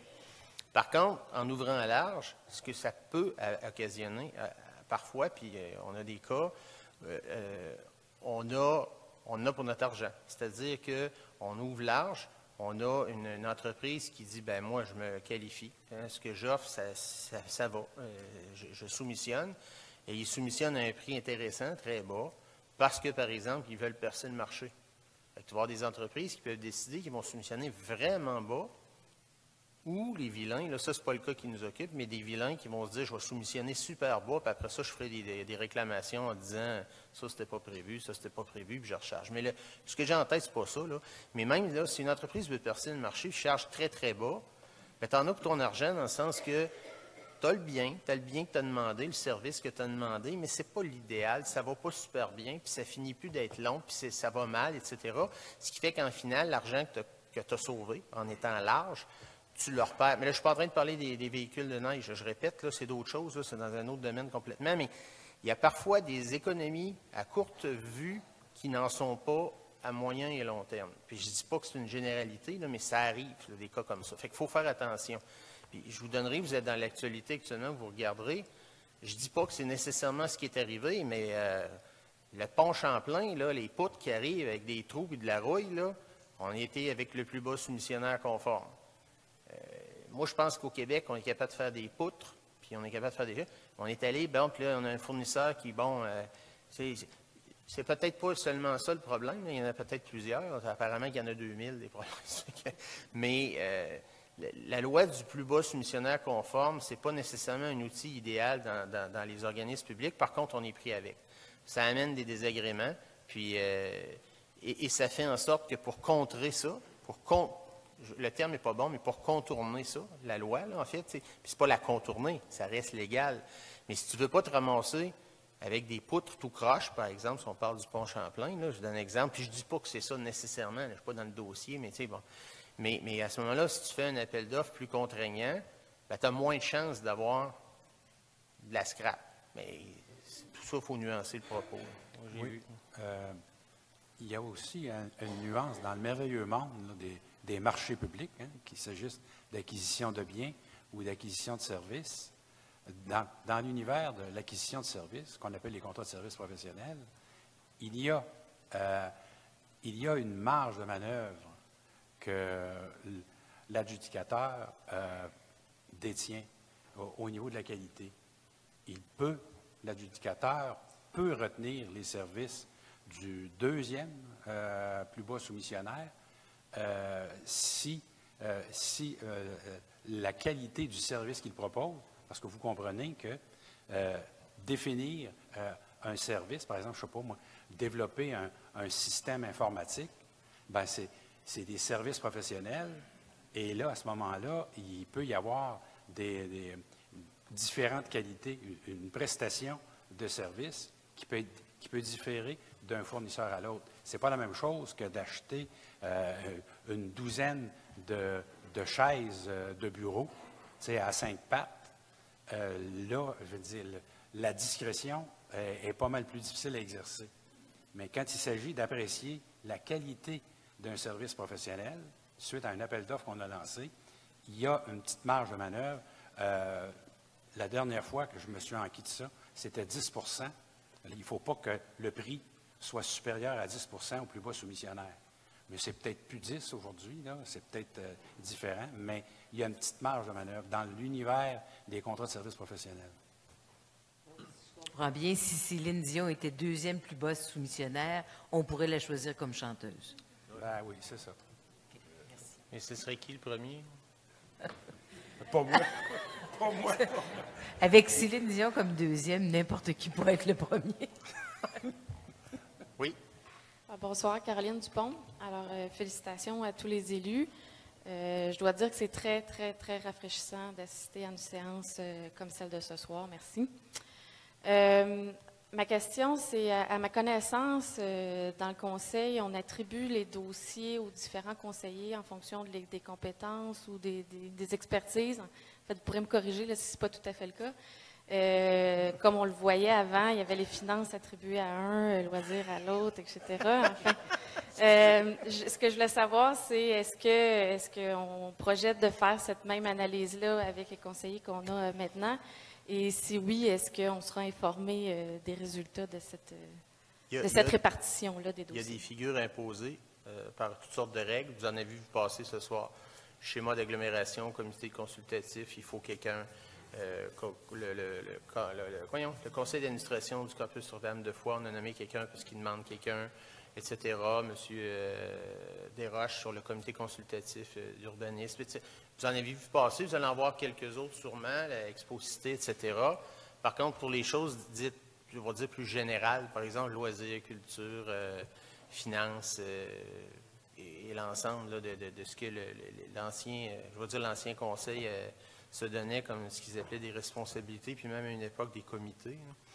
Il n'y a pas de district qui ait le monopole d'un champ de compétences, dans le sens que si on nomme un conseiller responsable de la culture, puis que son district, c'est district X, les 5 autres districts, là, il y en a aussi de la culture qui se fait là. Donc, en tout cas, à moins qu'on change d'idée en cours de route, puis ça pourra arriver éventuellement qu'on le fasse, mais jusqu'à nouvel ordre, tout le monde est responsable de tout. Par contre, ça n'empêche pas qu'il il y a des affinités, des intérêts de l'un et de l'autre qui peuvent faire en sorte que un conseiller ou une conseillère va s'intéresser plus à un aspect que l'autre, puis bon, il va nous alimenter là-dessus, notamment parce qu'il y a des compétences dans le domaine, peu importe, et ça, ce sera rien que tant mieux. Mais si vous avez des trucs à adresser au conseil, moi, ce que je vous dis, c'est adressez-vous à votre conseiller du district où vous êtes, pour les individus. Puis si c'est une association que vous êtes, etc.,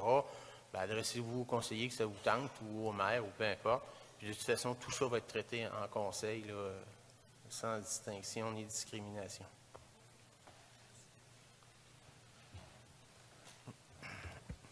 Ah, j'ai oublié de dire qu'il y avait quelqu'un qui avait été nommé sur le conseil du bassin versant du lac Saint-Augustin. Enlever les mots un peu. Donc, monsieur le président. Là, de la rue de l'Île et président du conseil de bassin du lac Saint-Augustin. Oui, j'ai dit bassin versant, c'est pas beau. C'est bassin. Hein? Bassin versant. Ah, c'est versant, je sais plus. C'est BLSA, là. Il faut dire versant? Dans votre titre, il n'est pas... Non, dans le titre, c'est BLSA, donc conseil de bassin du lac Saint-Augustin. Ben, c'est l'OBVC qui verse. Essentiellement, au nom des membres, je voulais remercier le conseil d'avoir nommé quelqu'un sur notre conseil, suite à une demande, là, pour utiliser l'exemple que vous avez présenté tout à l'heure. Effectivement, on vous l'a demandé. On voit que la Ville de Québec va faire la même chose demain. Alors, ça nous fait infiniment plaisir d'avoir un élu qui siège au conseil, parce que ça nous permet d'avoir un contact direct avec ce qui se passe dans les villes. Ça, c'était la petite remarque. Je voulais justement profiter de l'occasion pour inviter M. Brulotte à assister à notre premier conseil d'administration avec nous, qui se tient la semaine prochaine, le 13, mercredi soir. C'est celui de Noël, alors on va se gâter un peu. Le reste de l'année, on épargne. Juste une question. Concernant les achats d'équipements. Pouvez-vous parler un petit peu plus proche du micro? Excusez-moi. Concernant les achats d'équipements qu'on a vus ce soir. Vous pouvez le prendre si vous voulez. Oui, je vais le prendre. Ça va être moins contre taponnage. Oui. Mieux comme ça. OK. Alors, concernant les achats d'équipements, est-ce que ça, c'est également couvert par le plan quinquennal d'investissement dont vous avez parlé? Oui. OK. Parce que je trouve ça curieux qu'on achète en un an 1 million d'équipements à peu près, là. Si je compte la pelle mécanique, les niveleuses et tout le reste. C'est quoi la valeur de notre parc là, en machinerie lourde à la Ville actuellement? La valeur en monétaire? Tous les équipements, là, ouais, je ne suis pas capable de vous répondre. Je ne suis pas capable de vous répondre, je vais vous revenir la prochaine fois. Oui, mais c'est ça seulement, je me disais, est-ce qu'il n'y a pas moyen un peu d'étaler ça au fil des ans? Mais c'est un peu, en guillemets, c'est un peu, c'est pas en guillemets, en fait, c'est un peu l'intention, parce qu'il y a plusieurs équipements qui ont été achetés en même temps. Il y a eu un gros boom d'achat d'équipements dans les années 2010, disons, là, plus ou moins. Là, c'est un peu...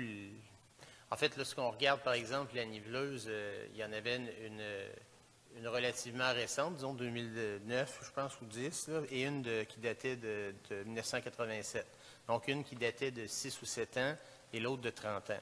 Alors, l'idée, c'est d'éliminer celle de 30 ans puis d'en ramener une de 0 ans, 9, avec une plus vieille de 6-7 ans qu'on conserve. Fait que ça, l'idée, c'est de ne pas renouveler tout en même temps les deux niveleuses. Bon. Dans le cas des chargeurs, c'est un peu différent. Il y a la notion dont on a parlé tout à l'heure un peu de charge sur l'axe, sur l'essieu, etc.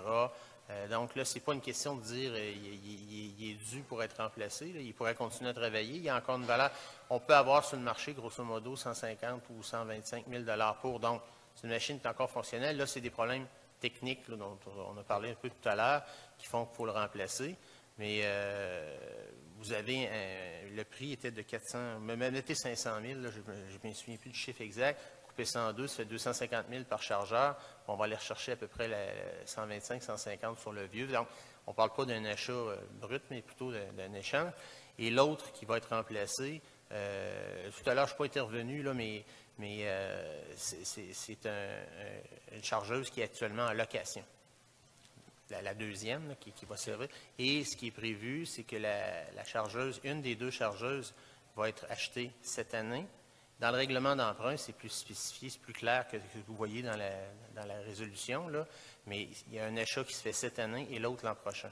Donc, quand vous parlez d'étalement, là, sauf qu'elle est en appel d'offres pour les deux en même temps, tu as une économie, en tout cas, on prend le pari qu'on va avoir une économie, parce que le soumissionnaire, en vendant deux d'un coup, il baisse son prix. C'est que le pari a été fait là-dessus.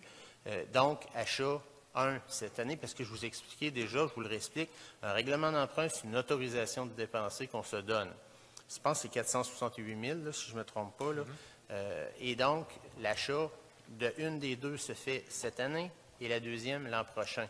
Donc, capital-intérêt ne se paye pas sur les deux dès maintenant, mais plutôt l'an prochain. Le règlement sera déjà adopté. L'achat se fera juste dans un an pour une des deux. Donc, il y a une conscience de la chose. Il y a des camions qui s'en viennent à changer et d'autres choses. C'est fait que tout le parc, à un moment donné, doit être renouvelé. Mais la question que vous me posez, à savoir la valeur globale, là, je vais vous revenir là-dessus. Oui, mais l'idée, c'était d'étaler ça autant que possible pour ne pas arriver avec des années fortes puis des années creuses qui mangent toujours la marge de manœuvre dans le budget. On n'en a pas trop en partant. Exact. Merci. Oui. Bonsoir, Hugues Vézina. Bonsoir. Je trouve ça rafraîchissant de voir qu'on a de la discussion. C'est le fun de voir qu'il n'y a pas nécessairement tout le monde qui est du même avis. Et ce serait peut-être intéressant aussi de voir qu'à un moment donné, il y en a plusieurs qui ne sont pas du même avis. Et que ce ne soit pas toujours le même qui n'est pas du même avis non plus. Et ce qui est intéressant quand même dans les appels d'offres, moi j'ai travaillé pendant 21 ans dans une grosse organisation et j'ai été mêlé de près ou de loin à des appels d'offres. Puis je pense que plusieurs d'entre vous savent qu'un appel d'offres, plus on le restreint, plus on est exigeant, plus on va restreindre aussi dans le nombre de soumissionnaires. Alors si on veut avoir le luxe et le grand confort, les sièges de cuir et tout ça, puis le capitonnage à la grandeur de la machine, c'est bien certain qu'on va l'avoir. Mais est-ce que ça le prend? Ça, c'est une autre affaire. Alors, peut-être que le message ou quelque chose, une leçon qu'on devrait retenir de l'intervention de M. Desroches, je pense, pour le futur, c'est peut-être qu'il faudrait voir c'est quoi la différence entre un must et un nice to have, entre ce qu'il faut et ce qui serait le fun d'avoir. Et probablement, ça aussi, ça ferait une différence au bout du compte dans le coût d'achat. Merci. Je comprends votre commentaire, je l'entends. Cela dit, il faut faire attention. Lorsque vous intervenez comme vous venez de le faire, et là, je ne veux pas mettre de mots dans votre bouche, mais il me semble que vous laissez entendre que là, on a voulu du luxe. C'est le propos que vous venez tenir, si c'est le cas. Bon. Mais c'est ça. Mais moi, je vous ai dit, je le réitère, là, je vais le redire, j'ai pleinement confiance dans l'administration, dans l'information qu'on m'a donnée. Et je n'ai pas eu l'impression qu'on me demandait d'acheter du capitonnage ou peu importe. J'ai l'impression qu'on s'est acheté, M. Simard tout à l'heure faisait l'allusion à un réfrigérateur, on s'est acheté de la fiabilité. Je ne suis pas d'accord pour dire qu'il faut absolument aller nécessairement, je l'ai dit tout à l'heure, il y a des économies à courte vue qui, à terme, n'en sont pas parfois. Moi, c'est comme ça que je vois la chose. Donc, et ce qui ressort des sondages en continu qu'on fait chez les citoyens, les préoccupations des citoyens, numéro 1, c'est les chemins. Donc, l'entretien hivernal, l'entretien d'été, c'est dans les enjeux importants que vous nous donnez tout le temps. Là. Puis quand je parle de sondage, on est rendu à près de 5 000 foyers sondés sur 8 000. Fait que là, ça commence à être un échantillon intéressant. Là. On commence à avoir le pouls. Ce qui ressort énormément, c'était la qualité de l'entretien hivernal et d'été. Dans le cas qui nous occupe là, on parle de l'hivernal. Ça prend de la fiabilité, puis parfois, de la fiabilité, ça se paie, et ça ne veut pas dire nécessairement que c'est du luxe. Donc, moi, c'est comme ça que je l'ai compris et étudié. Puis, je réitère là, que l'information que j'ai obtenue de mes fonctionnaires m'a satisfait pleinement et je n'ai pas entendu qu'on se payait du capitonnage. Et je comprends aussi votre commentaire. Il est très pertinent. Lorsqu'on fait un appel d'offres le plus pointu, non seulement on a moins de soumissionnaires, mais c'est connu aussi, les prix sont à la hausse. Ça, c'est vrai. Maintenant, ça dépend l'exemple que j'ai déjà donné. Puis, évidemment, c'est une comparaison boiteuse, mais on peut faire un patio en bois traité, puis on peut faire un patio en bois pas traité. Il va coûter pas mal moins cher à faire en bois pas traité, mais je n'ai pas besoin de vous expliquer qu'il va peut-être falloir le refaire 2 ou 3 fois dans la même durée de vie que le bois traité. Est-ce qu'on a vraiment sauvé parce qu'il a fallu repayer la main-d'œuvre 3 fois pour refaire notre patio? Pas vraiment. vous comprenez un peu, puis évidemment, je compare des pommes avec des oranges, ce n'est pas des camions, là, mais je veux juste qu'on ne prenne pas le préjugé tout le temps que parce que quelque chose est de qualité, c'est nécessairement du luxe ou c'est trop cher. C'est tout. Est-ce qu'il y a d'autres questions? Oui, moi, j'aurais... Oui. Moi, je voudrais faire du pouce sur ce que M. le maire vient de dire. Encore une fois, je reviens au marché public, selon qu'il s'agit d'acquisition d'un bien ou de l'acquisition d'un service professionnel. Dans l'univers des services professionnels, monsieur, puis là, je suis placé pour parler de ça, en long et en large, dans l'univers des services professionnels, par exemple, l'immense pan de mur des contrats en technologie de l'information. C'est des contrats de services professionnels. Et je peux vous dire une chose, c'est que le donneur d'ouvrage a tout intérêt à être extrêmement précis dans l'énoncé de ses besoins.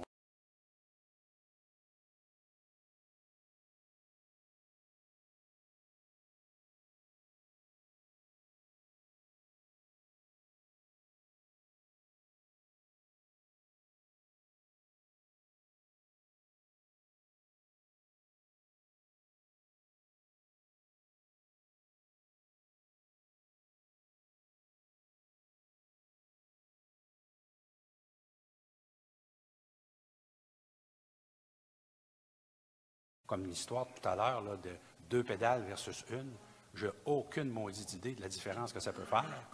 C'est sûr que pour un profane comme moi, ben, comme M. Desroches dit, ben, ma deuxième pédale, là, ça a l'air qu'elle me coûte 30 000 $. Je trouve ça cher.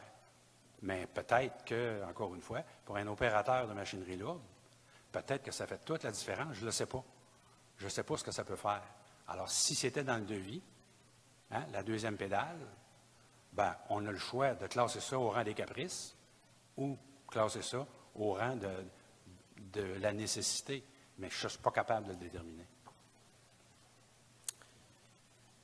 On va passer à la période d'intervention des membres du Conseil. Est-ce que quelqu'un veut s'adresser aux citoyens? Juste un petit mot. Je veux juste dire que j'accepte avec joie là, la nomination au comité consultatif d'urbanisme. Dans le fond, je reprends où j'ai laissé en 1980. Puis monsieur n'était pas là, je peux vous le dire, il n'était pas là en 80. C'est ça. Alors, je veux rassurer tout le monde que, je ne sais pas si je devrais dire ça, mais